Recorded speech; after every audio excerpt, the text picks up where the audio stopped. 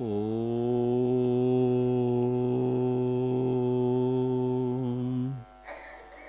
विश्वानि देव सवितरदुरितानि परासुव यद्भद्रं तन्नासुव। ॐ शांति शांति शांति। वेद निधि trust के सत्प्रयास से आर्य विद्वत लेखक परिषद की यह राष्ट्रीय संगोष्ठी आयोजित की गई है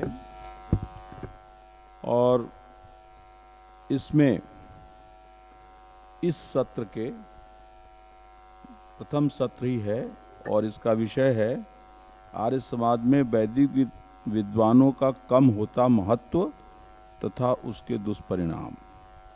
इस प्रथम सत्र की अध्यक्षता कर रहे माननीय आचार्य डॉक्टर वेदपाल जी, मंच पर विराजमान स्वामी सच्चिदानंद जी महाराज, वेद निधि ट्रस्ट के माननीय मंत्री डॉक्टर आनंद कुमार जी, इस कार्यक्रम के संयोजक आचार्य डॉक्टर विनय विद्यालंकार जी, हमारे सामने बैठे हुए आर्य समाज की वर्तमान दुरवस्था से बहुत ही चिंतित और इसके लिए कुछ कर गुजरने की भावना रखने वाले माननीय श्री दीनदयाल गुप्त जी, हमारे सहयोगी के रूप में पंडित हरिशंकर अग्निहोत्री जी, डॉक्टर राकेश कुमार आर्य जी, भाई पुनीत शास्त्री जी, इस गुरुकुल के आचार्य डॉक्टर धनंजय जी, शिवदेव जी और सभी, सबका नाम लेना ले ही लिया लगभग, लेकिन और उपस्थित विद्यार्थियों। पहली बात यह है कि बहुत सोच समझ कर के माननीय डॉक्टर आनंद कुमार जी ने, जो वेद निधि ट्रस्ट के मंत्री हैं और उनके जो अध्यक्ष हैं वो स्वामी जी आ ही रहे हैं, संरक्षक हमारे बीच में विराजमान हैं, जो अलग अलग सत्र के अलग अलग विषय दिए गए हैं, हम लोग ये कोशिश करें कि जिस सत्र में जो विषय है उस पर चर्चा करें, क्योंकि उससे ये होगा कि उस पर क्या पॉइंट बनता है। उस पर सत्र है, बहुत विषय हैं, यदि एक ही गोष्ठी होती तो सब पर करते, जब अलग अलग विषय है तो उस पर। तो आज का ये जो सत्र है वैदिक विद्वानों का कम होता महत्व तथा उसके दुष्परिणाम, मैं इस पर चर्चा कर रहा हूं। दो उदाहरण दूंगा इतिहास का, कि पहले भी ये मत समझिए कि कोई चीज बहुत बड़ा हो जाता है तो दिखाई पड़ता है, लेकिन जब प्रारंभ में छोटा रहता है तो वहीं पर रोक न लगाने से वो चीज धीरे धीरे बड़ा होता चला जाता है। जैसे एक रेखा है, आप सीधे खींचना चाहते हैं, सीधे नहीं चल रही है, थोड़ी सी टेढ़ी हो गई तो शुरू में तो बहुत थोड़ा दिखाई देगा, कह रहे ऐसे नहीं चल रही है, अभी इतनी दूर चली है, इतनी ही तो है, लेकिन वो चलती चली जाएगी तो फिर बहुत दूरी हो जाएगी। माने आधार पर लंब रेखा न चल करके यदि उस रेखा की बिंदु को कर्ण की ओर बढ़ा दें तो ये स्थिति हो गई आर्य समाज की। आज बिगड़ना तो शुरू हो गया बहुत पहले से, लेकिन अब इतना ज्यादा बिगड़ गया है कि हम सभी दुखी हैं। दो घटना बताऊंगा। आप सभी जानते हैं वीतराग स्वामी सर्वदानंद जी महाराज, जिन्होंने सन्मार्ग दर्शन लिखा और उनको वीतराग कहा जाता है। स्वामी सर्वदानंद जी महाराज आर्य समाज के सर्वोच्च सन्यासी थे, त्यागी तपस्वी थे। उनको अजमेर जाना था और जियालाल आर्य आर्य समाज के बड़े नेता थे वहां, और एक तरफ तो शारदा जी का परिवार था जो परोपकारिणी सभा देखती थी, और एक जियालाल जी था जो आगे चल के जिनके परिवार ने पूरा डीएवी स्कूल और कॉलेज सारा शिक्षण संस्थाएं खड़ी की। तो उनको पता था कि स्वामी जी आने वाले हैं और वो भूल गए। आर्य समाज में चपरासी को या बताना भूल गए कि स्वामी जी आने वाले हैं, और स्वामी जी रात को पहुंचे 8-9 बजे, 9-10 बजे जो भी है, तो उन्होंने खड़खड़ाया, चपरासी आया और स्वामी जी को देख रहा है, स्वामी जी हैं एक सन्यासी हैं, उन्होंने कहा खोलो, मैं आ गया। कहने नहीं खुलेगा, जब तक प्रधान जी मंत्री जी नहीं कहेंगे वो नहीं खुलेगा। तो प्रधान जी मंत्री तुम्हारे कहाँ हैं?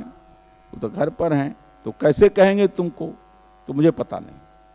तो स्वामी जी बहस करने के आदि तो थे नहीं, वीतराग आदमी थे, तुरंत चल पड़े। आगे देखा जो है मस्जिद थी तिकोने पर, उस मस्जिद के पास गए तो जो मौलवी इत्तेफाक से बाहर खड़ा था, उसका जो व्यवस्था देखता था, उसने कहा स्वामी जी महाराज कहाँ जा रहे हैं? तो कहीं नहीं जा रहे हैं, कहीं डेरा डालना है, जो भी कहेगा वहीं डेरा डाल देंगे, तो आइए। वो व्यक्ति जो है अपने मस्जिद में ले जाकर स्वामी जी को ठहरा दिया। रात्रि में स्वामी जी रुके, बहुत जिद करके जबरदस्ती उसने दूध गर्म की और पिला दिया। पी भी लिया स्वामी जी ने, दूध पी लिया। सुबह सुबह उनको याद आई अचानक जियालाल जी को, करे स्वामी जी तो रात में आए होंगे, पता नहीं खाना खाए कि नहीं। भागे भागे वो आए, अब पूछा तो कहा एक साधु आया तो था, हमने तो उसे रोका नहीं क्योंकि आपका कोई। अरे क्या बात करते हो। खैर वो भी उल्टे पांव भागे, वो जमाना अलग था। उनकी कितनी वेदना हुई उस व्यक्ति को, या किधर गए? तो कहा इसी रास्ते से गए। तो जा रहे थे तो देखते क्या है, ऊपर लाल लंगोट और ये कुछ फैला हुआ है। नहा लिए तो स्वामी जी, और वो मस्जिद के ऊपर ही फैला हुआ है। तो उसे लगा कौन हो, स्वामी जी कहीं यही हो। वो गए, भाई कहीं एक लाल लंगोट के फैला है और ये। तो कहा एक साधु जी आए हैं, तो गए तो वही स्वामी जी, पैर पकड़ा, क्षमा मांगी, लाए। एक घटना बताती। दूसरी घटना बतलाती है कि युधिष्ठिर मीमांसक आर्य समाज में गए और उन्हें जाना था, अपने पिताजी से मिलना था। पिताजी उनके गौरीलाल आचार्य वहाँ के हेडमास्टर थे मध्य प्रदेश के किसी स्कूल में, और ये पढ़ते थे। लेकिन युधिष्ठिर मीमांसक का नाम हो गया था विद्यार्थी जीवन से ही। समझिए कि 1925 में जब आर्य समाज की स्थापना शताब्दी नहीं, स्वामी दयानंद की जन्म शताब्दी मथुरा में मनाई जा रही थी, तो उस समय 16 वर्ष के थे युधिष्ठिर मीमांसक। 1909 की पैदाइश थी, और जो वेद पारायण यज्ञ हो रहा था वहाँ के, उसके ब्रह्मा थे स्वामी महामहोपाध्याय आर्य मुनि जी महाराज। और उसमें वेद पाठी के रूप में युधिष्ठिर मीमांसक वेद पाठ कर रहे थे, 16 वर्ष के जैसे ब्रह्मचारी। लेकिन 16 वर्ष में भी तो मीमांसक जो बने तो ऐसे थोड़े, तो उनकी शुद्ध उच्चारण से, उनकी प्रतिभा से नाम हो गया था। लेकिन उसके बाद भी उसमें 26 वर्ष के हो गए थे। 10 साल बाद वो गौरी शंकर जी अपने पिताजी के पास मिलने गए, और इत्तेफाक से पिताजी जिस स्कूल में हेडमास्टर थे वहाँ तक पहुँचने से पहले ही रात्रि हो गई, 8-9 बज गया। हुआ कि रात में भी यहीं रहना पड़ेगा, उठ के सुबह जाएंगे क्योंकि अब तो 9-10 किलोमीटर जाना है। तो उस आर्य समाज में गए, बाकायदा पिताजी का नाम लिया, सब कुछ कहा। लेकिन क्या मजाल कि वो चपरासी खोल ही नहीं रहा था। उस झकझक में पड़ोस का जो एक आदमी था वो जग गया। वो आया, अरे भाई मैं इनके पिताजी को जानता हूँ, बगल के स्कूल में हेडमास्टर हैं और वो उनके पुत्र हैं ये, और आए हैं, खोल दो। तो कहा नहीं मैं तो नहीं खोलूंगा, मंत्री जी का आदेश है।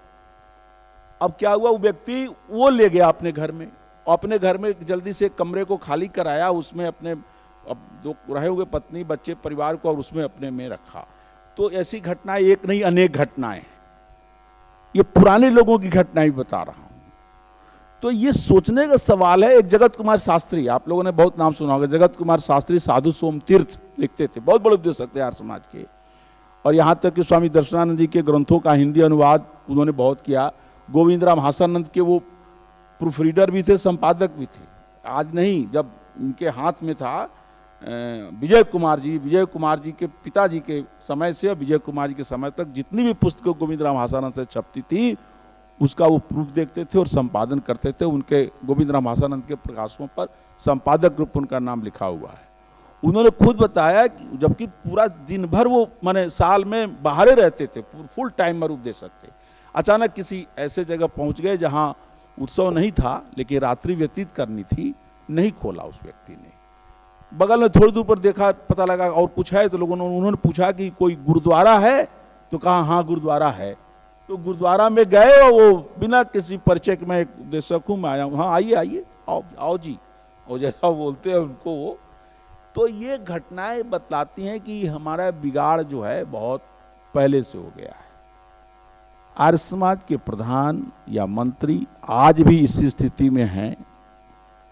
99.9% व्यक्ति कोई अचानक चला जाए बिना उत्सव के, बिना कार्यक्रम के, विद्वान ही चार वेद का विद्वान पर चला जाए, चाहे वो नहीं खोलेगा।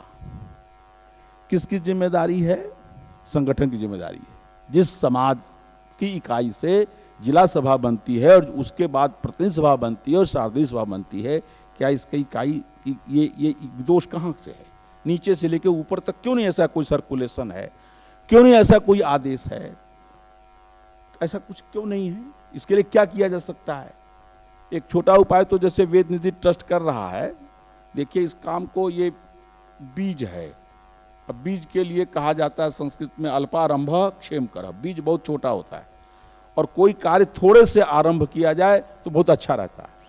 तो थोड़े से आरंभ हो रहा है, लेकिन ये ट्रस्ट को, वेद निधि ट्रस्ट, एक तो ये मीटिंग आपने की, आपको प्रत्येक प्रांत में, कम से कम प्रत्येक प्रांत में एक एक मीटिंग करनी पड़ेगी। राजधानी में, वहां की राजधानी में, जो हर एक प्रांत में, और वहां के विद्वानों को, उस प्रांत के विद्वानों को जोड़िए। और ये आज या कभी इसकी गोष्ठी जो हो रही है, लेकिन इसकी संगठन बना लीजिए, आर्य विद्वत लेखक परिषद रहेगा। भाई हम केवल उन्हीं से निवेदन करें कि जिला सभा के अधिकारी से कहें, प्रतिनिधि सभा के अधिकारी, अरे उनसे क्या कहें? हमें अपनी इतनी ताकत बढ़ानी पड़ेगी कि वो खुद हमारे पास आए, घबरा जाएं। उनको उनकी कुर्सी हिलनी चाहिए। जैसे कहते ना, इंद्र की कुर्सी हिलने लगती थी पुराणों में, कोई तपस्या करने लगता था। तो इसको प्रतीकात्मक रूप में लिख लीजिए कि कोई तपस्या करता है तो उसकी तपस्या के बल से इंद्र का भी आसन हिलने लगता है।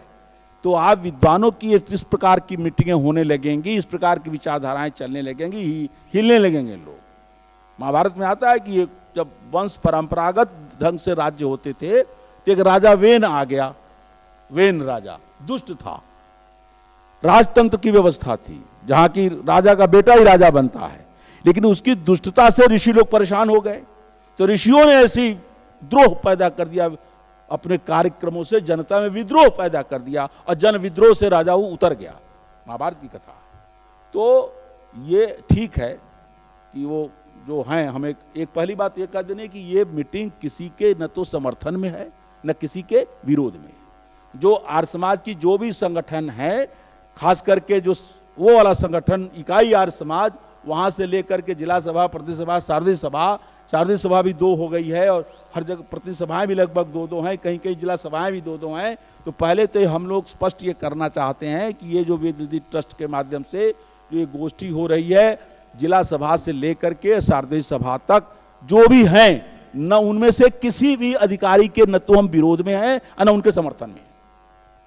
हम केवल आर्य समाज की बात कर रहे हैं कि आर्य समाज का काम गड़बड़ हो रहा है, इसको ठीक करेंगे। और उसको ठीक करने में वो जो लोग हैं उसमें वो समझें, वो उन पर बाद में जाएंगे।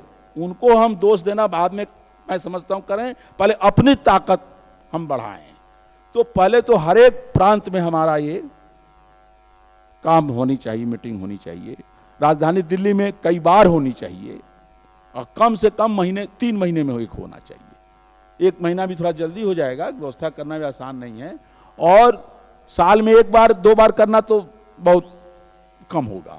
3 महीने पर एक मीटिंग करिए और इसके बाद ये सोचिए कि हर प्रांत के हम जो आर्य समाज के प्रचारक हैं, उपदेशक हैं, विद्वान हैं, वहां मीटिंग करेंगे और लोग आएंगे।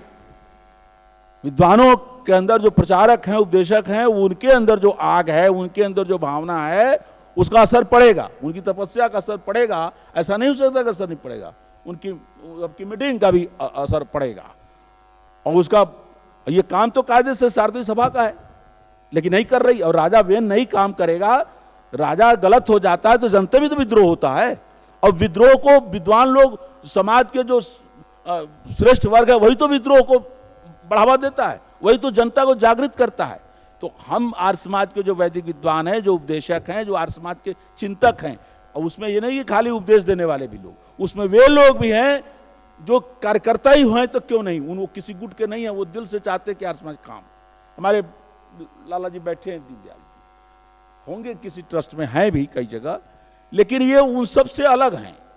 इनकी पीड़ा, अभी मैं गया था रोहतक में, तो रोहतक में स्वामी आर्वेश जी मिले, तो उन्होंने ये पीड़ा व्यक्त की। इनसे कहीं भेंट हुई होगी, आचार्य स्वामी पंडित श्री दीनदयाल जी से कहीं बात हुई होगी, तो इन्होंने उनसे कहा, मत समझिए कि विद्वानी, इन्होंने कहा कि भाई आर्य समाज में शास्त्रार्थ जो है, जैसे विनय जी कह रहे थे, विनय से कलकत्ता में भेंट हुई, तो आपने पीड़ा कई जगह जगह व्यक्त कर रहे हैं कि शास्त्रार्थ विद्यालय, शास्त्रार्थ महारथी महाविद्यालय कोई नहीं है, कोई शास्त्रार्थी नहीं है। बात सही है। अब कोई पौराणिक से शास्त्रार्थ करने वाला नहीं है, कोई ईसाई से शास्त्रार्थ करने वाला नहीं है, कोई मुसलमान से शास्त्रार्थ करने वाला नहीं है, और आसान नहीं है। मत समझिए, जो विपक्षी लोग हैं वो खूब पढ़ रहे हैं, वो आपके ग्रंथों को पढ़ रहे हैं, वो ऐसे ऐसे प्रश्न कर रहे हैं, ऐसे ऐसे सवाल उठा रहे हैं, और यदि शास्त्रार्थ की नौबत आ जाए तो बड़ी मुश्किल हो जाएगी। ऐसे चीजें लोग उठा रहे हैं। मैं एक उदाहरण देता हूं, जैसे उसमें कहा कि शुरू करो नाम लेकर अल्लाह का, है ना। और स्वामी जी ने उसकी आलोचना में लिख दिया कि ये लाइन ही बतलाती है कि ये अल्लाह का दिया हुआ उपदेश नहीं है, क्योंकि वो शुरू करो अल्लाह का, ये तो वही कहेगा जो गैर दूसरा व्यक्ति होगा, जो आम आदमी। तो वो आलोचना कर रहे हैं कि यही आरोप तो वेद में भी है। आपका पहला मंत्र का अग्निमीढ़े पुरोहितम यज्ञ, मैं सुन रहा था मौलाना बोल रहा है, अग्निमीढ़े पुरोहितम यज्ञ सदैव ऋतुजम होता है, कि मैं भगवान की स्तुति करता हूं, मैं ये करता हूं, वो करता हूं। तो पहला मंत्र भी तो यही कह रहा है कि मैं भी परमात्मा की स्तुति करता हूं। तो कहने वाला तो साधारण व्यक्ति है, तो ये किताब कैसे अल्लाह का खुदाई